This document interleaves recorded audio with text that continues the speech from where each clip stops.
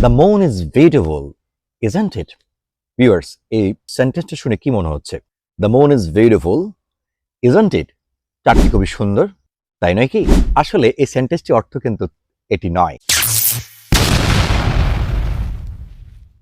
Hi guys, what's up? Hope you all are passing a very wonderful time with your family members and friend circle. And I'm just fit and sound.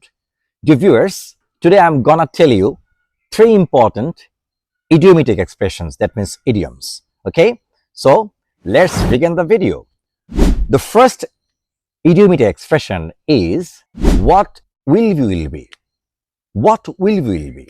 Viewers, শুনতে কেমন লাগছে? অনেকটা weird মনে হচ্ছে, right? না viewers, এটা চমৎকার একটি অর্থ আছে এটি।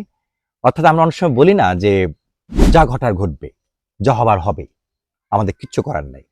ওকে, শুধু আমাদেরকে মেনে নিতে হবে। You have to admit it or you can say let it go. So এই জাতীয় কথাগুলোর ক্ষেত্রে আমরা বলবো what will be. Okay, and the second one is what is done is ডান।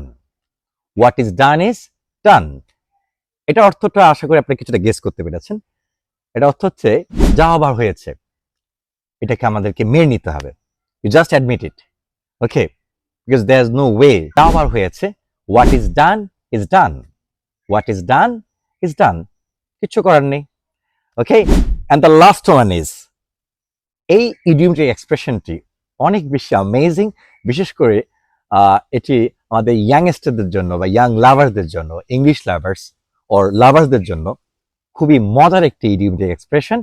সেটা হলো, আমরা কখনো কাউকে প্রপোজ করার সময় কাউকে প্রপোজ করতে গেলে বলে থাকি আই লাভ ইউ, অথবা বলে থাকি আই অ্যাডোর ইউ, অথবা I am so much crazy about you, অথবা I am so into you.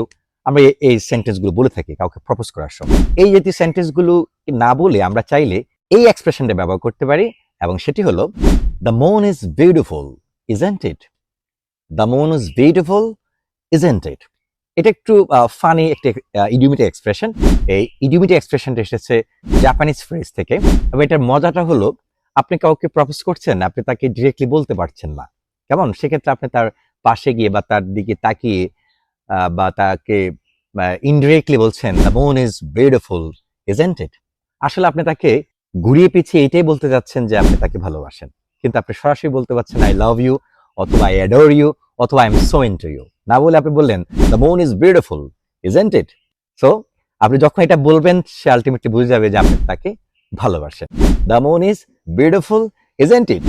So viewers, ভিডিওটি কেমন লেগেছে অফকোর্স আমাকে কমেন্টে জানাবেন। Till then, have fun and stay connected.